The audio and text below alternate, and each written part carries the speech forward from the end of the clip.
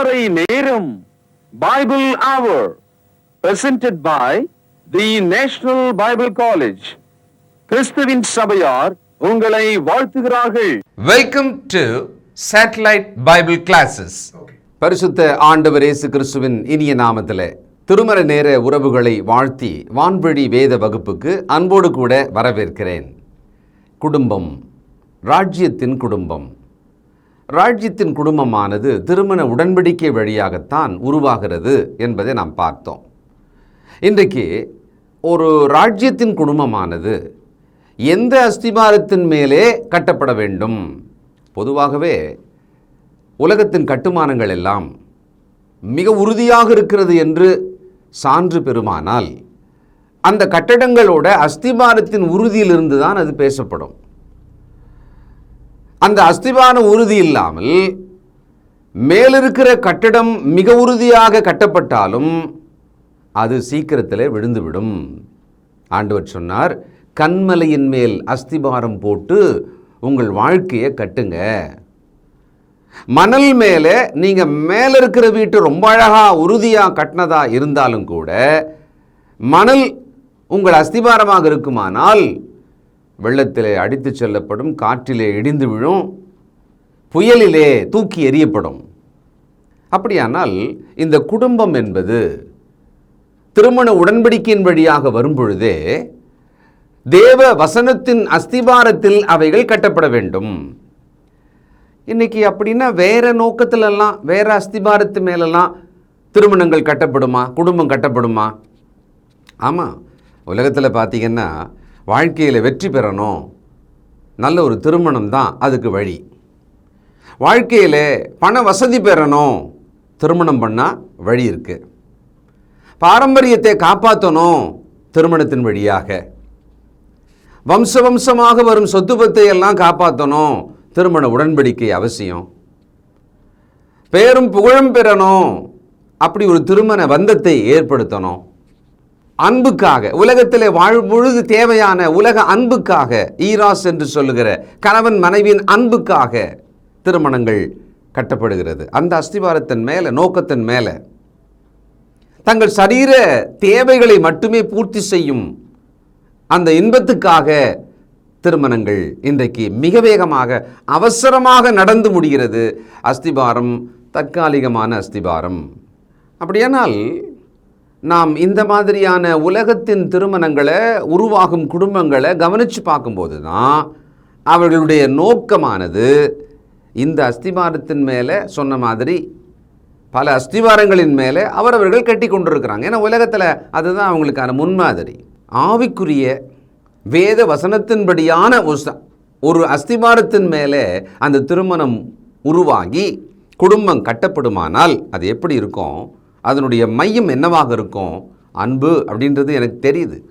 ஆனால் அந்த அன்புக்குள்ளே இருக்கிற மிக முக்கியமான விஷயம் என்ன தெரியுங்களா? இரு நபருக்குமான குறைகளை எல்லாம் பரஸ்பரம் மன்னித்து கொண்டு வாழ்வது அப்படின்றது பார்த்தீங்களா? இது ஆவிக்குரிய அஸ்திபாரத்தின் மேலே கட்டப்படும் குடும்பத்தில் தான் இருக்கும். இந்த ஒரு விஷயம் மிக சரியாக இருக்குமானால் அந்த குடும்பம் அழகாக தேவ குடும்பமாக கட்டப்பட்டு வரும். இன்றைக்கு திருமணங்கள் ஏற்கனவே நான் குறிப்பு சொன்ன மாதிரி முந்தைய செய்தியில் 50% மேலே தோல்வி அடைகிறது அந்த உடன்படிக்கையானது. ஆனால் தொடர்ந்து திருமண உடன்படிக்கையிலே நிலைத்து அரை நூற்றாண்டுக்கும் மேலாக மரணபரியந்தம் ஒருவர் வாழ முடியுமா என்று சொன்னால், ஆண்டவர் இயேசுவின் போதனைகளை கேட்டு கீழ்ப்படிந்து வாழ்ந்தால் வெற்றியுள்ள ஒரு திருமண வாழ்க்கையை வாழலாம். அதில் எந்த சந்தேகமும் கிடையாது. ஆண்டவர் இந்த பூமியில் வாழும் வாழ்க்கையிலே எந்த விதமான இடரலும் இல்லாமல் பரலோகத்திலே போய் சேருவதற்கு நிச்சயமாக அந்த பிரவேசம் உங்களுக்கு அளிக்கப்படும், ஒரு காலம் இடறுவதில்லை என்று சில படிநிலைகளை 2 பேதுரு 1 முதல் 11 வசனங்களிலே சொல்லியிருக்கிறார். அந்த மாதிரி ஆண்டவர் இயேசுவின் போதனைகளை கேட்டு அதன் வழியாக ஒரு திருமணமானது ஏற்பட்டு குடும்பமானது கட்டப்படுமானால் தொடர்ந்து வாழும் வாழ்க்கை தேவனுக்குள், கிறிஸ்துவுக்குள், ஆவியானவருடைய பலத்தால் ஒரு வெற்றியுள்ள திருமண வாழ்க்கையாக வாழ முடியும். பயமே வேண்டாம், கலக்கமே வேண்டாம். இன்றைக்கு உலகத்தை பார்த்து பயப்படுறாங்க. தங்களை சுற்றிலும் இருக்கிற உறவுகளை பார்த்து பயப்படுறாங்க. தன் சொந்த குடும்பத்துக்குள்ளே மன முறிவுகள் ஏற்படும் பொழுது, திருமண முறிவுகள் ஏற்படும் பொழுது பயப்படுறாங்க.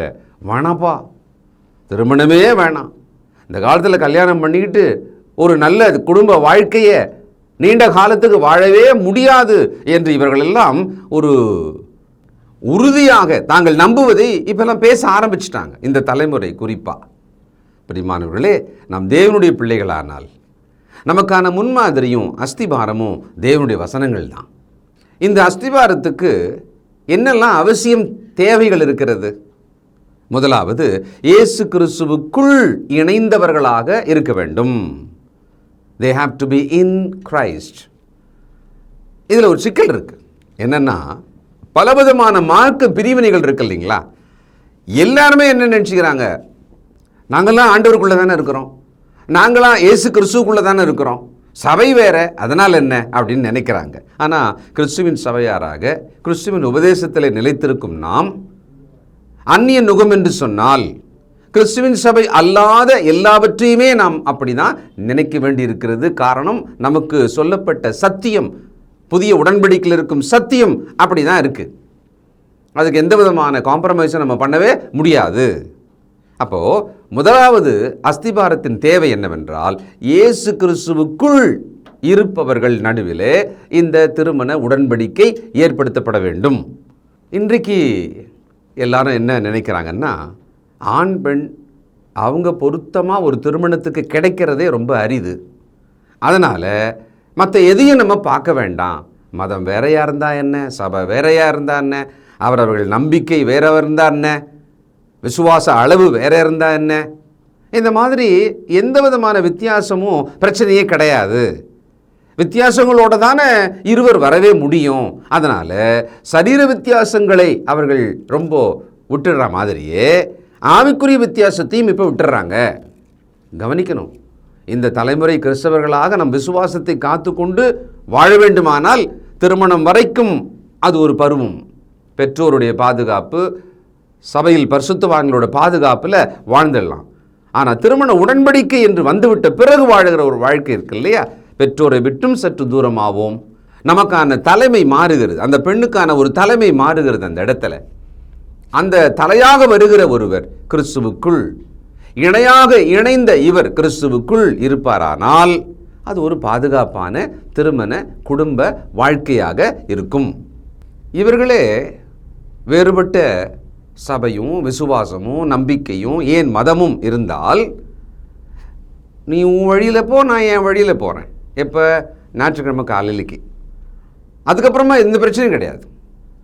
அதிகபட்சம் நாம் வாழ்வது என்பதும் குறைந்தபட்சம் சபைக்கு போவது என்பதும் நமக்கு தான் தெரியும் இல்லையா? அந்த குறைந்தபட்சத்துக்குள்ளே நான் பொறுத்துக்கிறேன், நான் அட்ஜஸ்ட் பண்ணிக்கிறேன் அப்படின்னு சொல்கிறாங்க. கல்யாணத்துக்கு முன்னால் பேச்சுது. ஆனால் சிக்கலுக்குள்ளே அவர்கள் மிக சீக்கிரமாக சிக்குவார்கள். அதை விட இன்னொரு விஷயம் சொல்கிறேன், பிள்ளைகள் பிறந்து அந்த பிள்ளைகள் இருவரும் பிரிந்து ஆவிக்குரிய விஷயத்திலே வாழுகிறதை பார்த்த உடனே இது ரெண்டுமே எனக்கு வேணாம், உங்கள் வழியும் வேணாம் இவங்க வழியும் வேண்டாம் அப்படின்னு சொல்லிட்டு இவர்கள் தனி வழியிலே போகிறாங்க. அது என்னன்னா விசுவாச வழியே கிடையாது.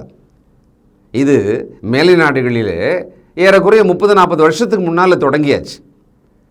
நம்முடைய தேசங்களிலே இப்பொழுது மிக தெளிவாக இதுதான் நடந்து கொண்டிருக்கிறது. அதனால்தான் சபையில் இருக்கிற இந்த இளைய தலைமுறையை பார்க்கும் பொழுது அவர்கள் விசுவாசத்தில் இல்லை, தேவனோடு இணைந்து வாழ்வதும் இல்லை, அவர்கள் சபைக்கு வருவதை விரும்புவதும் இல்லை. காரணம் என்ன? அந்த குடும்பத்துக்குள்ளே விசுவாச விஷயத்தில் பேதங்கள் இருக்கிறது. அவர்களுடைய விருப்பப்படி நடந்து கொள்ளலாம் அப்படின்னு சொல்லிட்டு இதெல்லாம் ஒரு விருப்ப தேர்வாக மாற்றிட்டாங்க. தயவுசெய்து நாம் இந்த தலைமுறையில் நம்முடைய விசுவாசத்தை காத்துக்கொண்டு நம்முடைய குடும்பத்தை வசனத்தின் அஸ்திவாரத்தின் மேலே கட்டி எழுப்ப வேண்டிய அவசியம் இருக்கிறது. ஆவிக்குரிய ஒற்றுமை, ஆவிக்குரிய ஒருமைப்பாடு என்பது கணவன் மனைவிக்குள்ளே முதல்ல ரொம்ப முக்கியமான தகுதியாக பார்க்கப்பட வேண்டும். 2 கொரிந்தியர் 6ஆம் அதிகாரம் 14ஆம் வசனம், அந்நிய நுகத்திலே அவிசுவாசிகளுடன் பிணைக்கப்படாதிருப்பீர்களாக, நீதிக்கும் அநீதிக்கும் சம்பந்தம் ஏது, ஒளிக்கும் இருளுக்கும் ஐக்கியம் ஏது, கிறிஸ்துவுக்கும் பேலியாளுக்கும் இசைவேது, அவிசுவாசியுடனே விசுவாசிக்கு பங்கு ஏது? தேவனுடைய ஆலயத்துக்கும் விக்கிரங்களுக்கும் சம்பந்தம் ஏது? நான் அவர்களுக்குள்ளே வாசம் பண்ணி அவர்களுக்குள்ளே உலாவி அவர்கள் தேவனாயிருப்பேன், அவர்கள் என் ஜனங்களாய் இருப்பார்கள் என்று தேவன் சொன்னபடி நீங்கள் ஜீவனுள்ள தேவனுடைய ஆலயமாய் இருக்கிறீர்களே. இப்போ இந்த வித்தியாசத்தை ஏன் ஆவியானவர் காட்டுறாரு? ரெண்டுத்துக்கும் சம்பந்தம் இல்லையே, இது ரெண்டும் ஒன்றா சேருமா அப்படின்னு இங்கே சில ஜோடிகளை காண்பிக்கிறாரு. இதற்குள் ஐக்கியம் இருக்க முடியாதுன்றாரு. ஆனால் நான் அதெல்லாம் பார்த்துக்கிறேன், நான் அதை ஐக்கியப்படுத்திக்குவேன், நான் இன்பிட்வீனில் நடந்துருவேன், நான் ரெண்டுத்துக்கும் பொதுவாக பார்த்து நடப்பேன், பிரச்சனை இல்லாத நாங்கள் வேறு வேறு விசுவாசத்தில் வேறு வேறு சபையில் வேறு வேறு மதங்களில் இருந்தாலும் கூட நாங்கள் பக்குவமாக நடந்துக்குவோம்னு சொன்னால் தேவனுடைய சத்தியத்தையும் கூட நாம் மாற்றி நமக்கு சாதகமாக்கி நியாயப்படுத்துகிறோம் தானே அர்த்தம். அதில் நிம்மதியும் சமாதானமும் இணக்கமும் தேவ கிருபையும் கிடைக்குமா? இரண்டாவது, இந்த அஸ்திபாரத்தில் முக்கியமானது, கிறிஸ்துவுக்குள் இணைந்து இருக்கிற இவர்கள் கிறிஸ்துவுக்குள் வாழ்வதை பற்றிய கவனம் ஜாக்கிரதை இருக்கணும். இவங்களுக்கு they have to live a Christian life. பெயருக்காக, பார்வைக்காக, பாரம்பரியத்துக்காக, அந்த குடும்ப வழக்கத்தின் நிமித்தமாக ஏதோ ஒரு சபையில் அங்கமாகி அந்த சபையிலே போய் வருகிற நபராக மட்டும் இருத்தல் இன்றைக்கு பெரும்பான்மையான கிறிஸ்தவ உலகத்தின் போக்கு இதுதான், வாழ்க்கை இதுதான். விசுவாச வாழ்க்கை, தேவபக்தி உள்ள ஒரு வாழ்க்கை, கிறிஸ்துவின் வசனத்தினாலே வாழ்கிற வாழ்க்கை, அந்த ரியல் லைஃப் அப்படி இருக்கணும். காரணம் என்னென்னா, நம்ம படைச்சதோட நோக்கம், அதுவும் பார்த்திங்கன்னா தேவ சாயலாகவும் தேவ ரூபத்தின்படியும், அவருடைய ரூபம், அவருடைய தன்மையை கொடுத்து அவருடைய ஆவியை நமக்குள்ளே ஊற்றி உயிர் கொடுத்து ஜீவ ஆத்துமாவாக்கி பிறகு கிறிஸ்துவுக்குள் மறுபடியும் சிருஷ்டித்து நம்மை வாழ வைத்து கொண்டிருப்பாரானால் என்ன நோக்கம்? தேவ சந்ததியை பெறும்படிதானே. தேவ சந்ததி தேவனுக்கு வேண்டும் என்பதுதானே. அப்போ தேவனுடைய குடும்பமாக தேவ சந்ததி பெற்றவர்களாக நாம் வாழ வேண்டியதற்காகத்தான் இந்த திருமண உடன்படிக்கை இருக்கிறது, குடும்ப வாழ்க்கை இருக்கிறது. அப்போ இதை வசனத்தின் அஸ்திவாரத்தின் மேலே கட்டப்பட வேண்டியது மட்டும்தானே, மாற்று வழி கிடையாது இல்லையா? இதை நாம் சிந்திக்க வேண்டும். மூன்றாவது, இந்த அஸ்திபாரத்தில் இன்னொரு தேவை என்னன்னா, தேவனுடைய அமைப்பு, குடும்பம் அப்படின்ற ஒரு அமைப்பு. அதில் பொதுவான ஒரு விஷயத்தை சொல்லி ஒரு குடும்பத்துக்குள்ளே இப்படி இருக்க வேண்டும் என்பதை தேவன் நமக்கு சொல்லிக் கொடுக்கிறார். பாருங்க, 1 கொரிந்தியர் 11:3. ஒவ்வொரு புருஷனுக்கும் கிறிஸ்து தலையாயிருக்கிறார் என்றும் ஸ்திரீக்கு புருஷன் தலையாயிருக்கிறார் என்றும் கிறிஸ்துவுக்கு தேவன் தலையாயிருக்கிறார் என்றும் நீங்கள் அறிய வேண்டும் என்று விரும்புகிறேன். இந்த இடத்துல ஒரு தலை என்ற ஒரு விஷயத்தையும் அதற்குள் இருக்கும் சத்தியத்தையும் அதோட படிநிலையையும் ஆவியானவர் குறிப்பிடுகிறார். ஒரு மனைவிக்கு புருஷன் தலை, புருஷனுக்கு கிறிஸ்து தலை. அப்போ அந்த கிறிஸ்துவாகிய தலையிலிருந்து சொல்லப்பட்ட சத்தியத்தை கொண்டு இந்த புருஷன் தன்னுடைய சரீரமான அந்த மனைவியை நடத்தி செல்ல வேண்டும். இப்படி இந்த அமைப்பு, இந்த தேவ அமைப்புக்குள்ள அந்த குடும்பமானது கட்டப்பட வேண்டும். இதுக்கு நாம் எந்த புத்தகத்தை தேடி வாசித்து ஆலோசனை பெற முடியும்? ஒன்றுமில்லை, கிறிஸ்துவின் வசனத்திலிருந்து தான் அந்த ஆலோசனை நம்மால் பெறவே முடியும். எபேசியர் 5:22 முதல், மனைவிகளே கர்த்தருக்கு கீழ்ப்படுகிறது போல உங்கள் சொந்த புருஷருக்கும் கீழ்ப்படியுங்கள். கிறிஸ்து சபைக்கு தலையா இருக்கிறது போல புருஷனும் மனைவிக்கு தலையாயிருக்கிறான், அவரே சரீரத்துக்கும் இரட்சகராய் இருக்கிறார். ஆகையால் சபையானது கிறிஸ்துவுக்கு கீழ்ப்படுகிறது போல மனைவிகளும் தங்கள் சொந்த புருஷர்களுக்கு எந்த காரியத்திலேயும் கீழ்ப்படிந்திருக்க வேண்டும். புருஷர்களே, உங்கள் மனைவிகளில் அன்பு கூறுங்கள், அப்படியே கிறிஸ்துவும் சபையில் அன்பு கூர்ந்து. கணவன், மனைவி, கிறிஸ்து, சபை, இந்த ஒப்பீடு பாருங்களேன். அதில் எப்படி சொல்கிறாரு? மனைவியானவள் கர்த்தருக்கு, கிறிஸ்துவுக்கு கீழ்ப்படுகிறது போல தன் புருஷனுக்கு கீழ்ப்படிய வேண்டும். கணவனானவன் கிறிஸ்து சபையை அன்பு கூர்ந்து தன்னை பலியாக்கியது போல தன் மனைவியை ஜீவனை கொடுக்கும் அளவு அன்பு கூற வேண்டும். இவ்வளவுதான் இந்த இடத்துல நமக்கு சொல்லிக் கொடுக்கப்பட்ட விஷயம். இது தேவனுடைய குடும்பத்தின் கட்டமைப்புக்கான ஒரு சத்தியம். இதை நினைவில் வைத்து கொண்டு தான் நம்முடைய ராஜ்யத்தின் குடும்பத்தை நாம் கட்டி எழுப்ப வேண்டியிருக்கு. கொலோசியர் 3:18 வசனம், மனைவிகளே கர்த்தருக்கு ஏற்கும்படி உங்கள் புருஷருக்கு கீழ்ப்படியுங்கள். கர்த்தர் ஏற்றுக்கொள்ளும்படியாக உங்கள் புருஷருக்கு கீழ்ப்படியுங்கள்.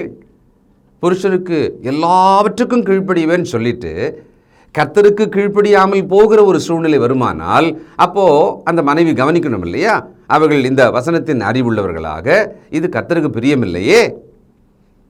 அனனியா சப்பிராள் விஷயத்தில் யார் அந்த ஒரு பிரச்சனையை தொடங்கியது?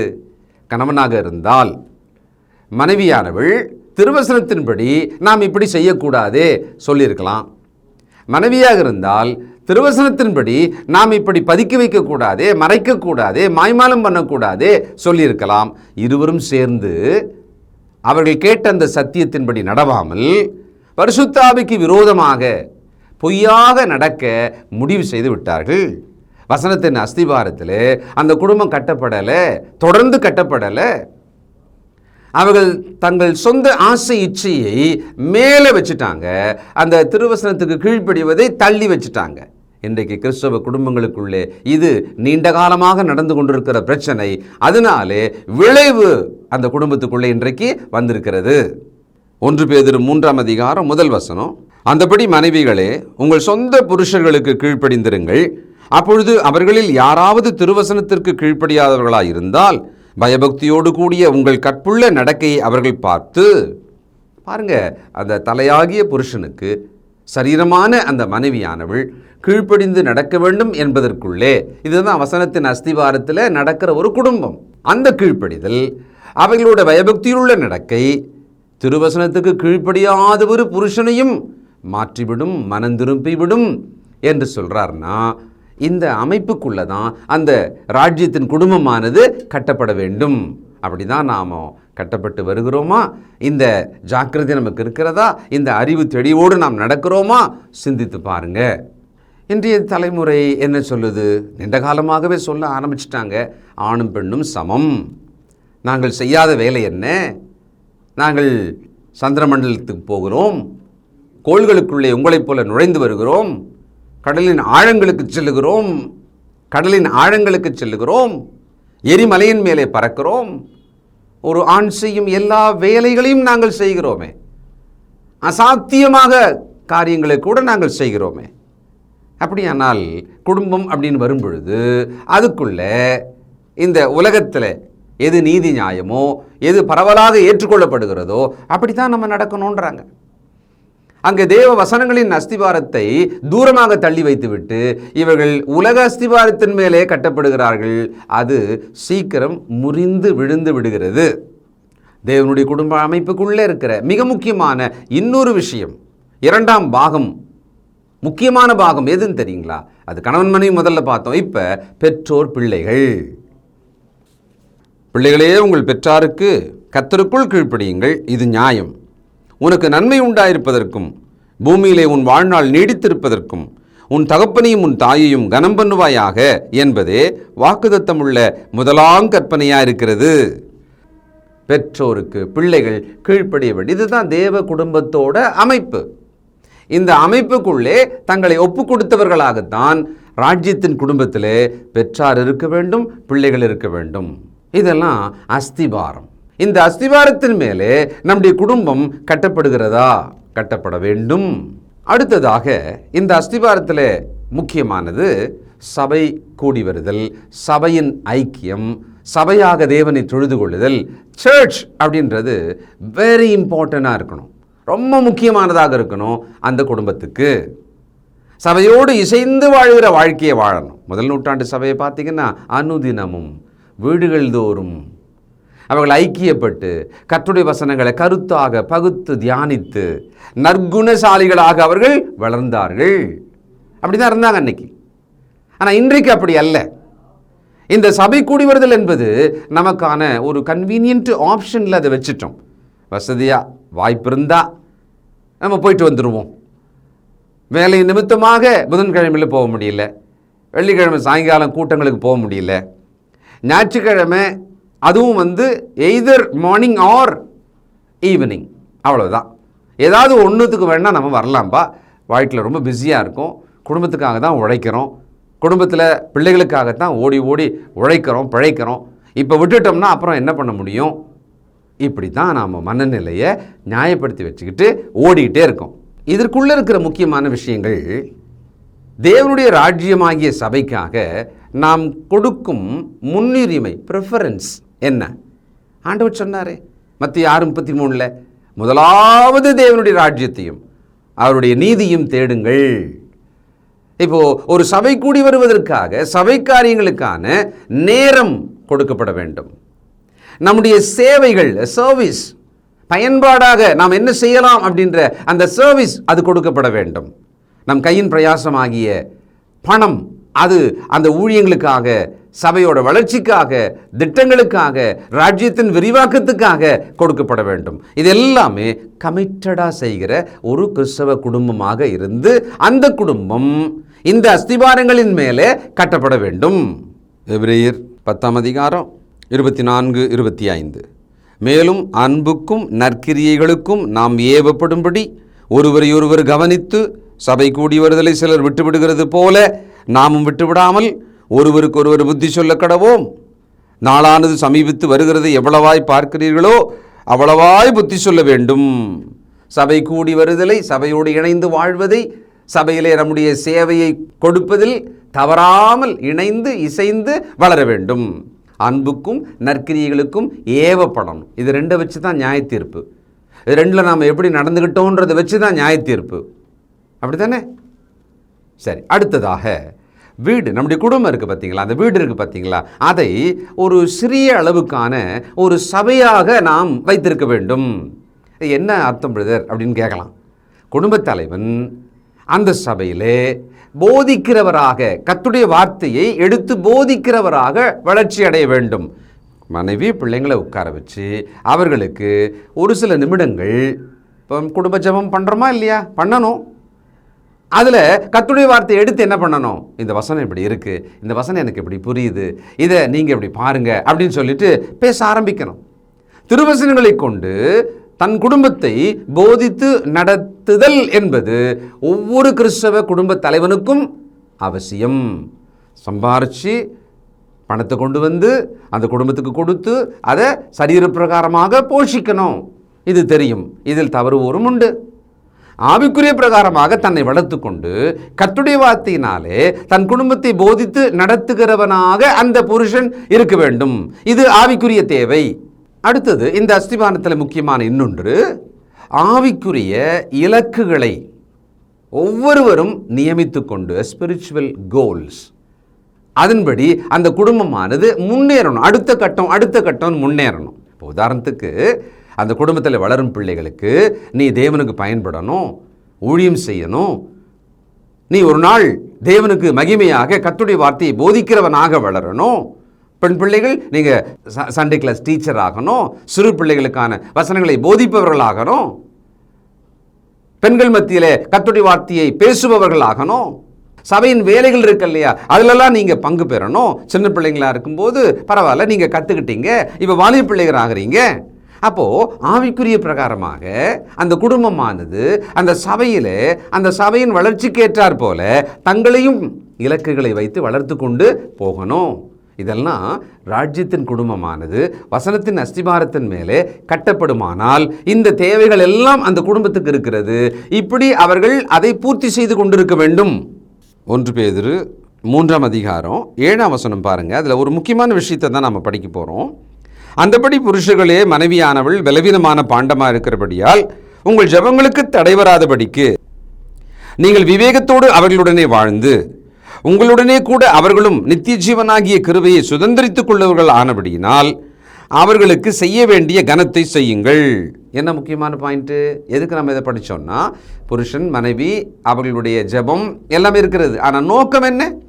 அவர்களும் நீங்களும் சேர்ந்து குடும்பமாக நித்திய ஜீவனை சுதந்திரிக்க வேண்டி இருப்பதால், அந்த இட்டர்னல் டெஸ்டினி, அந்த நித்திய இலக்கு நமக்கு இருக்குது பார்த்தீங்களா. அதனாலே ஒரு கிறிஸ்தவ குடும்பம், ராஜ்யத்தின் குடும்பமானது வசனத்தின் அஸ்திபாரத்தின் மேலேயே உருவாக்கப்பட வேண்டும், வளர்ச்சி அடைய வேண்டும், அது தன்னோட இலக்கை அடைய வேண்டும்.